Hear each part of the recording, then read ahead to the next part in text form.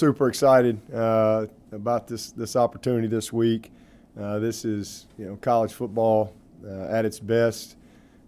Two top five teams, and when you sit down and start breaking this thing down, it's about what you would think. With two top five teams, just a bunch of really good players on both sides, and this is again very small margin for error type of game. And I know we'll have to, play better for sure, and cut out some of the mistakes that we've had, especially, giving up some points to the other team. But it's fun. It's a great matchup. Notre Dame is they're ranked number 4 for a reason, and incredibly well coached, disciplined, play extremely hard. Offensively, it starts with our offensive line. They're massive. These guys are huge. They're all returning starters. Incredible experience. The quarterback has been there a while, and he's a great player. He's savvy. He's instinctive. He can make the throws. He's a really good runner. The tight ends are special. Big physical guys that they use a lot of different ways. There's probably 4 or 5 different personnel groupings, so they create some problems just from a game plan standpoint. All the personnel groupings, the formations, the shifts, the bunch sets, all the play action. They do a really nice job. Again, really well coached, very well coordinated, and they don't just have good players. They're very well coached, and then got some receivers really emerging, 88 and 11 and 3, 0. All these guys are really coming on and making some plays for them. But just a complete team, every sense of the word. They're built to run the football. They got 3 really good backs. They've all made big plays, both in the run game and the passing game. But again, it all starts with the guys up front, and then defensively. These guys are as good as you're going to see. These are unbelievable, talented guys up front. Backers are fast and physical and smart. One of the best safeties you're going to see in the country in 14. Both of these corners have a lot of experience, really good players. It's just a complete team in every facet. But again, that's what you would expect when you see a team that's ranked 4th in the country. And so it's going to be awesome. It's going to be exciting matchup. Look, I've never been to Notre Dame, so this is just from a college football standpoint, something that have always wanted to do. Never competed against Notre Dame until 2015. So, but Notre Dame is obviously their tradition is just unbelievable, and such a historic program and brand, and just excited about going and competing against the best at their place in a historic environment. So excited about all that, and look forward to it. Our guys have had a good week to this point. It's been obviously a little different with the scheduling and stuff like that, but everybody's dealing with the same thing. We're making the best of it. Today is a big prep day for us as a staff, and we'll get back at it tomorrow. But we got a good start Sunday night, and yesterday was kind of a Tuesday-type practice for us.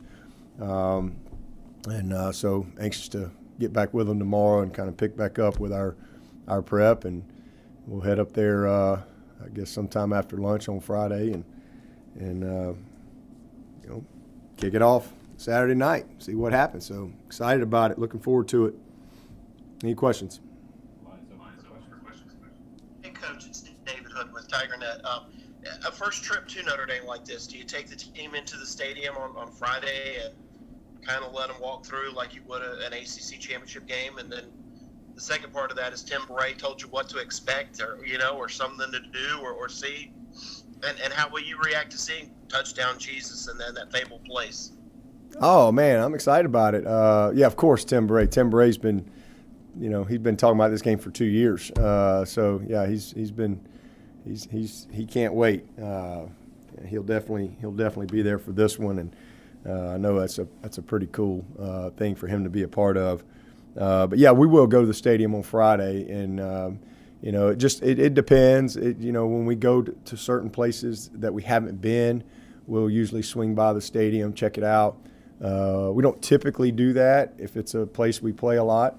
But usually when we go to Syracuse, for example, because that's a really unique setting, and if we've got a bunch of guys who haven't been there, we typically will stop off there because that's different. And then if we're going somewhere that we've never been, we'll usually swing by and just walk around a little bit. And we definitely would do that. Because we've never, not many people on our team have been there, so we'll definitely do that. Look forward to that. And, as far as Touchdown Jesus, I mean, just excited to see it. Hey, Coach, it's Trevor Gross from CUTigers.com. It's easy to look at DJ's numbers from Saturday and be impressed, but I was equally impressed with just his game management, getting out of bad plays, finding his hot reads, avoiding sacks. In a game like this, on the road, is that going to be just as important as him making the big throws? Oh, there's no question. I mean, that's the key to quarterback play. There's a lot going on.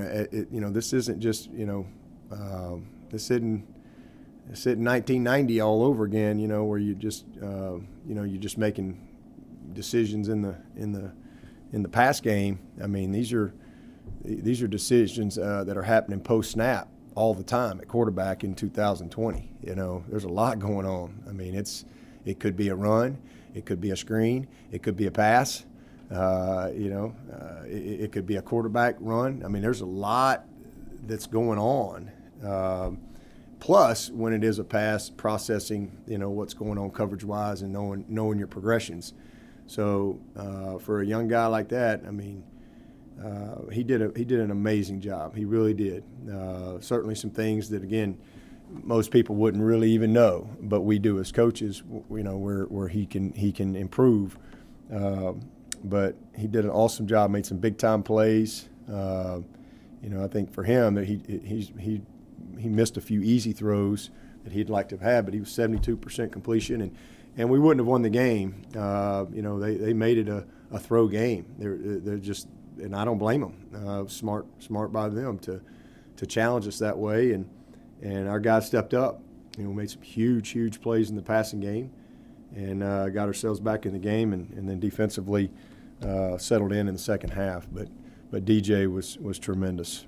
The one sack that we gave up was not on the line or DJ. We ran a wrong route, and he had to hold the ball. So that really was the one sack, and again, that wasn't anything to do with him. But he extended plays. Obviously, the 4th and 1 was a huge decision on him. He missed that earlier in the game. We still got it, but it was really there earlier. He's just going to continue to get better. So a great experience for him. This is going to be a different animal this week. Obviously, going on the road, and this is a really special team. This is a very, very good defense that's got elite talent and plays with elite effort. And we've got to match that and play clean and with good crisp execution and physicality. Debo, this is Pete at AP. Are you anticipating getting any of the defensive guys back, like Tyler, Mike Jones, and how's Trevor doing in quarantine? Is his attitude been good? Yeah, well, I could probably answer that better if we were practicing today, but probably won't really know until probably tomorrow on a couple of those guys. They're doing well. They're progressing hard, and probably know more tomorrow once we can see them there. But as far as Trevor, he's doing great. He really is. He's in the meetings. He's zooming in and all that stuff. So he's doing well. He's just anxious to get out, and I think he gets back with us either Thursday or Friday, and so he'll be with us. He'll travel with us, and he just can't play because of the cardiac back to play protocol that's in place. So just no way to get through that in time for him to play the game. So he should be back in practice after the game, and then ready to go against Florida State. Dabo, this is Matt with the State. Just having Trevor on the sideline, what will that be able to do to help DJ out, and what do you feel like his presence will mean on the sideline? Well, I mean, he's an incredibly knowledgeable guy, and he's been there. So I just think he'll be able to bring a good presence to DJ, and he's got a great mind. He's got great eyes. So he's going to be Coach Lawrence, and Skalski's going to be with us as well. So we'll have Coach Lawrence and Coach Skalski this week. So I told him wasn't going to take them unless they were going to be productive coaches for us. So that'll be their roles this week, and they'll both take a lot of pride in that. Just to follow up, what are the things Trevor has to do to clear the isolation, like the requirements, I guess, to rejoin the team? Well, he's got, it's 10 days, first of all, from when he had his symptoms, and that was kind of, early I wasn't sure of the exact timeline as far as, what day it was going to be, but so it's 10 days, and then you have, there's a protocol in place, of the cardiac piece. And that just takes, you can't do that all in a day. You can't do it all in a few hours. Even if you feel great and you're perfect and like he feels, it doesn't matter. I mean, if he was going to do my job, he'd be right back to work. But I'm not running routes and dodging 6'5", 300-pounders, and things like that. But when you're going back to play football, that's why they put that in place. So it'll take him a few days to get through that, and so again, we anticipate once we get back from Notre Dame, he'll be back in practice, and so that's really it. Just the cardiac protocol, but the 10 days is the initial part. Dabo, this is Gene from Charleston. How much would you say that Ian Book has improved since you faced him in the Cotton Bowl? Quite a bit, and I thought he was really good then. He has complete ownership, just like Trevor. Trevor was a freshman and obviously a good player as a freshman, but he's not anywhere close. I mean, where he is today is light years ahead of where he was as a freshman. Just complete grasp of what you're doing, understanding, confidence, the intricacies of the position, the game within the game. Again, his instincts have always been really good, but his savviness is even better. He knows when to run. He knows how to extend plays. His arm, I think he's very confident in his arm. The game has slowed down for him, just like it does for every young player as they go through their career, and especially those who have success as they go through. So he's seen a lot. He won't be overwhelmed. He's a very good player. Coach Swinney, this is Lane Higgins at the Wall Street Journal, and I've just got a question about kind of this weird year, this weird week, in that players on the two deep sometimes change at last minute with coronavirus, and obviously with Tuesday being a different schedule this week.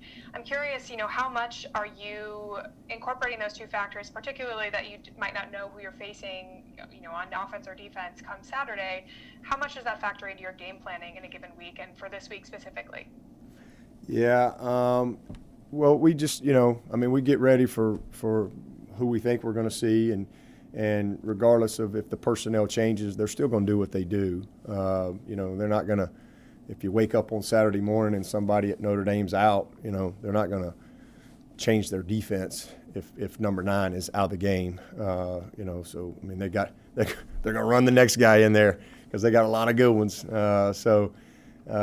We just have to be prepared for who we're playing, schematically and those type of things.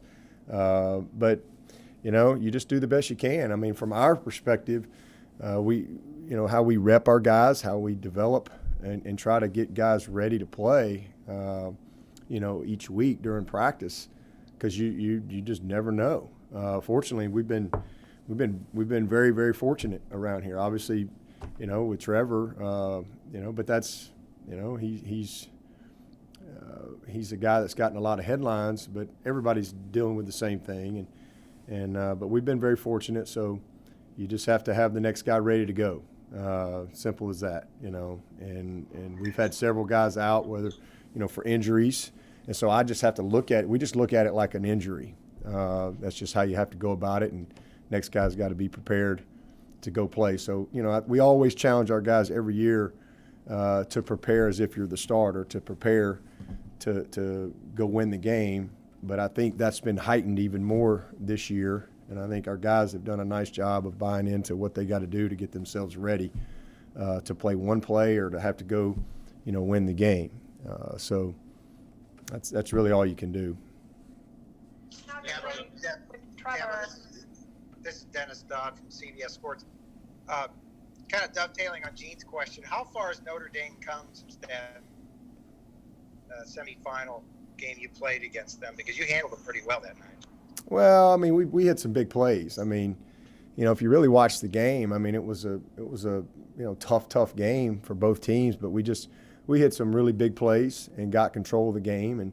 And once we got control of the game, I mean, our defense, we're a hard team to come back on. And but Ross had a couple huge plays. Renfro, T had the huge play right before the half, and next thing you know, boom, it's 21-3 or whatever, and it was a pretty special group. But both teams were playoff teams, and that was really the difference in the game that night.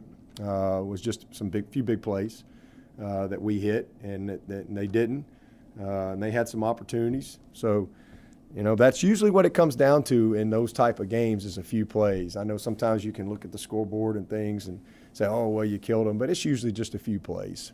And in that particular game, it was a few big plays. So, we were fortunate to win the game, but Notre Dame's excellent. And, I mean, I don't know let's see, when was that, 2018? I mean, how many games have they lost since then? So, they don't lose very much. I know that.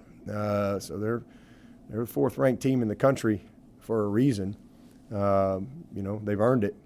Not just this year, but all the way back. I mean, Brian's done an awesome job. They're incredibly consistent as a program, and they believe in what they do and how they do it, and they've just won. That's really it. I mean, I don't really see anything different. Of course, they had a bunch of veterans on that team, but they're still built in the trenches, both sides of the ball. Got an incredible OL and DL, same quarterback. Got big guys at receiver that they throw 50-50 balls to. Tight ends are heavily involved and physical. Good run game, obviously. That's how they're built. And then defensively, they get after you. So pretty much the same. You got to win your matchups. You got to make some plays. You're not going to just tiptoe through the lilies and beat these guys. You got to make some plays. Thank you. Coach, go ahead. Larry. Oh, go ahead, David. No, Larry, I insist. All right, sorry. Dabo, Trenton Simpson had 29 snaps, I believe, Saturday. How beneficial do you think that sort of trial by fire was for him, particularly if Mike Jones is limited Saturday? Certainly not a negative thing, that's for sure. It's a real positive for him, and he's been developing, all along, and he's had some good moments, but obviously his role was bigger this past week, and it's not going to do anything to stunt his growth, that's for sure. It's just going to continue to help him develop. He's a really, really talented young player. There's a lot going on for him, and he's still, there's a big knowledge gap that he's and learning curve that he's going through. But that was a great experience for him, to be able to draw on as he continues to move forward this season. Hey, Dabo, David with ESPN. When did you first kind of have a good idea that you could land DJ? I mean, obviously going out to California, you guys are recruiting much more nationally, successfully the last few years, but getting a big-time recruit from California is not the tradition at Clemson. What do you think was sort of the connection? I know he's talked a lot about his faith and how much that connection with you helped his decision as well. Is that sort of something that you saw as it went along? Yeah, we weren't, as you said, we've not really waste a lot of time in recruiting. I mean, we'll check on every great player, but we don't like to practice recruiting. That's for sure. But in DJ's case, Brent was actually out recruiting a backer, and the coach Negro there at Bosco, what a great guy he is, and I think he said something to Brent like, "Hey, I got this quarterback. He's pretty dadgum good," and he had I don't know, he probably had 70 offers at the time, and he's like, he's got all these offers, but Clemson hadn't offered him. And that's the other thing. We don't just offer guys, especially at that position, without really knowing much about them. But the coach said he said he really likes Clemson, and so he reaches out to Streeter.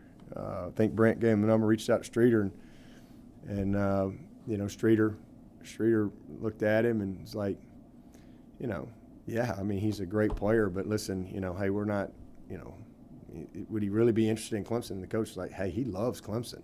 I'm just letting y'all know. I'm just, he loves Clemson, and he really wants y'all to recruit him.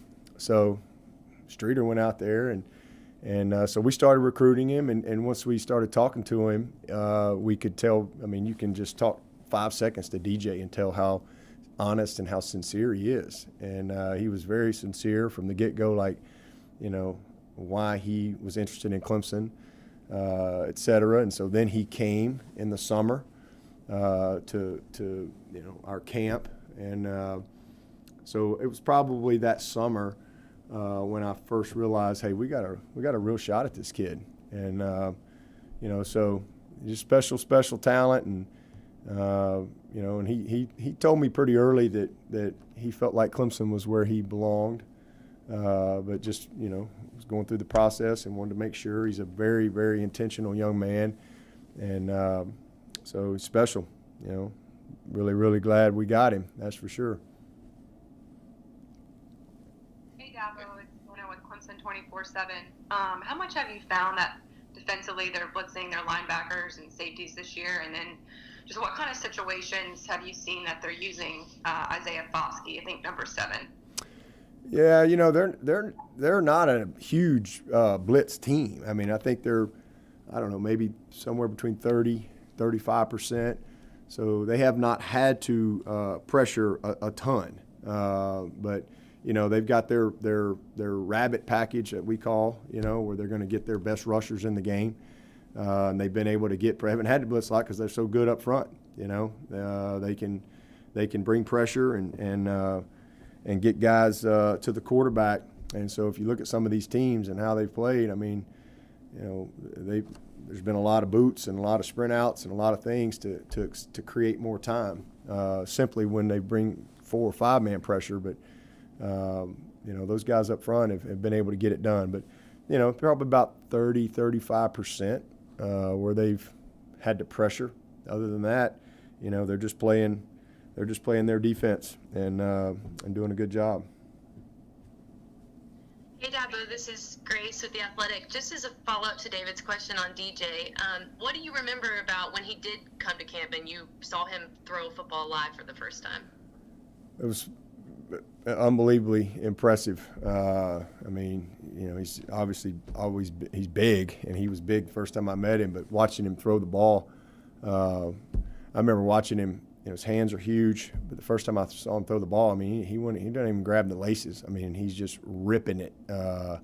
And I quickly, in camp, you get guys and you're lined up, and we don't have helmets on, and you just kind of, we got 1,500 kids there, and you try to get them by class, the seniors and juniors, and DJ, I guess he was a junior, and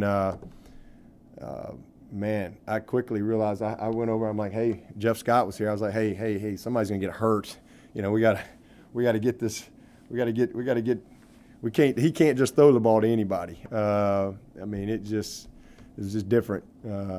He's got a cannon, and I think he was trying to really show it off in front of us when he got here. And man, those kids were. It was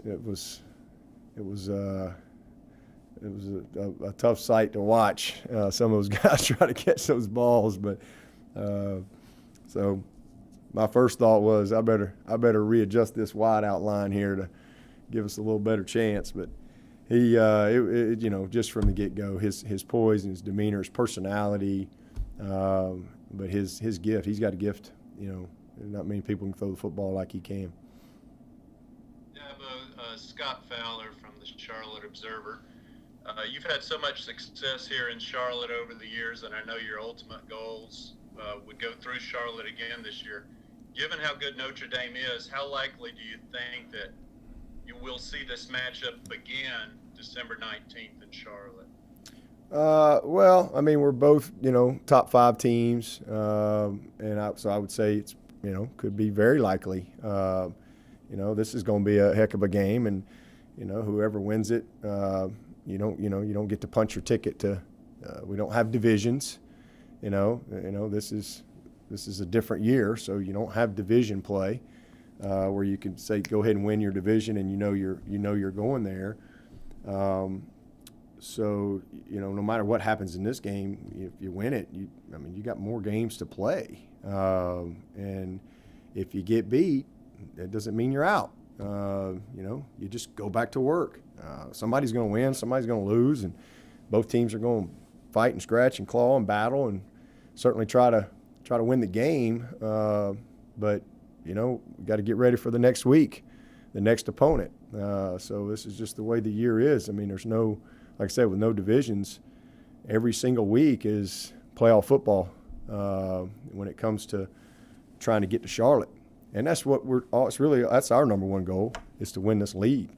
Anything that comes after that, great. But our number one goal is to try to win the conference. Usually it's win the division, win the state championship, win the conference. Well, now, we don't have a division. We're not getting to play our state rival. So the next goal for us is win this league. And so for us to do that, we got to get to Charlotte. And so this would be a huge step in that direction, for both teams. But for both teams, there's more work to do. I mean, it's just that simple. I mean, we got to go to Tallahassee. We're going to have a tough Pitt team. We got to go to Virginia Tech.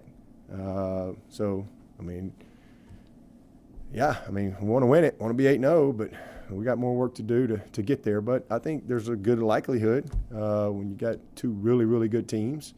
There's decent odds that we could play again, but you just got to stay focused on where you're at in the moment. Be great where your feet are. It's what we say all the time, and every week is a season of its own. It's a life of its own. It's a journey of its own, and then you move on. And then you look up at the end of the year, and hopefully you're in that situation where you got a chance to play for the championship. So, it's a fun game. It's a great matchup. Like I said, this is great college football, opportunity. But, we'll have another game afterwards, God willing. Dabo, it's Pete again. You've touched on what a different year this is at times. I mean, obviously today the players have off to go vote.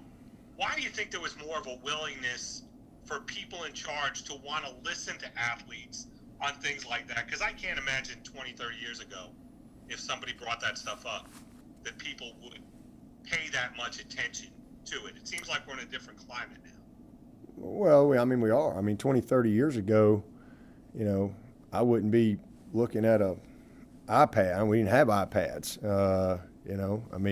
You actually talked to people, and it was more local stuff. You didn't have social media. You didn't have the ability to, communicate the way we do now. So, just I think certainly, a reaction to the voice of the players, and something that was important. And so, here we are. But again, we don't have many guys from Clemson. Our guys, our Paul Journey's done an awesome job since the summer, and coordinating with our players and getting everything set up for them to vote. Because again, most of these guys have to do absentee voting. So, But just I guess the biggest thing is just the change in the way people communicate than the way it was 20, 30 years ago. Hey, Coaches, Trevor again. Cornell Powell's been great all season, and of course, you said he had as good a camp as anybody. But he really stepped it up on Saturday. 11 catches for 105 yards, both career highs. Several catches on third down. Just how good was it to see him rise to the occasion with Frank and Joe limited? Yeah, it's good to see. I mean, Cornell's worked his tail off, and he's just grown up. I mean, he's grown up. He when he first got in here, I think he thought it was going to be a little easier than it was, and just had a lot to learn and had a lot of work to do, and really just refining some things technically, and then just playing fast because he's a fast kid. I mean, the kid can run, but he just didn't always play fast, and then it was incredibly competitive. I mean, all the guys that were in front of him are all playing on Sunday. They're all in the NFL. So when he came in here in 2016, I mean, there were some guys here, Dion and Ray and Renfro and T. Higgins, and then Ross comes in, and Ross, he's a high level kid as well, and so he's had to kind of battle and compete and work for his opportunity, and I'm just proud of him because he hung in there, and it's just awesome to see, and he did. He had the best camp. I mean, he was awesome in camp. He had a sense of desperation to him, and because he knows this is his opportunity to really, play, and not just play, but show that he can be an elite player. And he's just really, really refined and developed, and has learned how to use his skills. He's a big, strong kid, but it's just great to see him, finish on some plays like he did this past week. I mean, he was awesome. I mean, absolutely awesome. And again, that's the way the game was going to have to go. We're going to line up and run the ball on those guys. Too many unblocked guys. We were going to have to. We're going to have to make plays. DJ was going to have to make plays, and those receivers were going to have to make plays, and in particular, they're going to have to make some big plays, some tough catches, and they did that. So.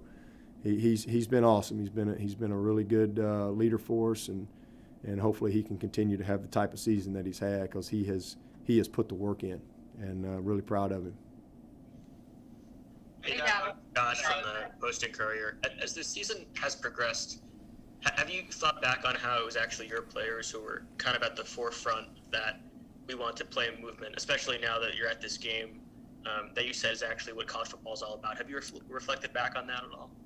Only when I get asked about it. I can easily take myself back to camp. I think it was our third practice, and we were having a ball, and man, we were just so excited. And we didn't know our schedule, didn't know who we played, we didn't know anything, and and then all of a sudden there was just this kind of movement in another direction of, hey, we're going to send everybody home and we're not going to play, and I'm proud of our guys, for changing the narrative a little bit, that, kids are being made to do stuff, all this type of thing, and they didn't want to be here, and, they were fearful. Our guys are, that wasn't anything close to the reality, and it was cool to see our guys, speak out on that. But I hadn't spent much time reflecting on it or anything like that. I mean, we're just, just trying to enjoy the moment, get ready for this game, and week to week. But it's awesome. We're going into Game 8, and again, our guys have we certainly embraced and knew that there were going to be some challenges to have to navigate this year, very different, and we've embraced that.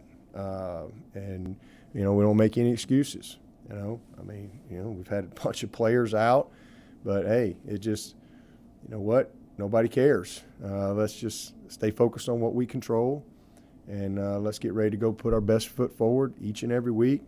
With whoever we got, and our guys have done an awesome job. They really have, and so I'm just really proud of this team, their effort, and what I saw last week was just special.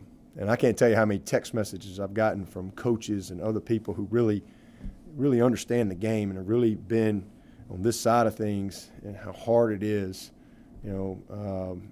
Just the respect to see the will to win from our team in a really tough situation. So, it's a special group. I'm proud as heck of them, and, glad I get a chance to coach them and see them play, and they're getting a chance to do something that they love to do, and hopefully we can continue to, play well, and no matter what happens the rest of this year, this is a historic team in my eyes. Hey, Dabo, David with ESPN. Sorry if I'm belaboring this point. Can you kind of run through how you approached the Trevor Lawrence situation, or how you got the information about what his timeline would be? Like, I guess some folks are just a little, up in the air about why the cardio test might take a little bit longer, and some of that stuff I think is probably new to everybody. I'm just wondering if you could kind of take us through how you learned the details of the situation. Well, I've known the details of the protocols for a while. We've had a couple other players that have had the virus that, again, same thing. When they get out of their quarantine, 10 days, then there's a cardiac piece.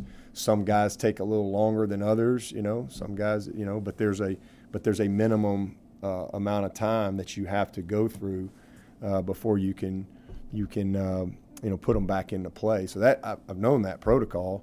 But as far as Trevor, I found out the trainer called me and said, hey, he's tested positive, and I didn't really spend much time talking to him about it, to be honest with you. It's not a whole lot of discussion. There's not really anything you can say. And then my mindset was, all right, we got to need to let DJ know, call Trevor, make sure he's fine, and then we just went to work. And then, later on, the doctors, kind of say, hey, when does his day start? Because it's like the onset of symptoms, or when you test positive, all that stuff. I don't get into the weeds of any of that. They just say, hey, you meet with them the next day or whatever, and they'll say, okay, here's when he should be able to get out, and here's going to be the protocol, and I don't really know what's confusing about it. It's pretty cut and dry. You got 10 days, and then you've got a cardiac piece, and it's not something that you can rush. They have to ramp that up. I mean, I'm not a doctor. I don't really get into the weeds of that. They just tell me who can play. So they told me on I guess Friday, that he would definitely be out for the Notre Dame game. They didn't think that he would be able to get through the cardiac part, so that's really it. That's exactly what I was looking for. Appreciate it. Yep. Hey, Dabo, it's Phil Kornbluth with Sports Talk. Just going back to the Trevor thing last week, you've kept things really buttoned up information-wise about injuries and things related to COVID. Were you surprised that information got out in the public before you guys could say anything? Was it your plan to wait until Saturday to just release his name on the list like you have for previous games? No, we certainly know that that would have been something that was going to get out. Just too many people, chit chat and talk, or you tell your parents or whatever it is. So it was something I definitely wasn't going to wait till Saturday morning, but we went out and put something out, I guess, that night, and moved on. We'll take one more for Coach. Hey, Dabo, again, I know you talked previously about number 14, Kyle Hamilton, being one of the best safeties you've seen. Just what about him and his game is so impressive? Well, he's long. I mean, he's Isaiah Simmons type of guy. Just really, really long, athletic, can do a lot of different things back there. He's a very smart, knowledgeable player. He's rarely out of position. He can play the ball well. He's physical. I mean, he's fast. I mean, he moves well. I mean, he's a big kid. He's 6'4". So just a really, really good football player that's can cover a lot of ground. All right, with that, we will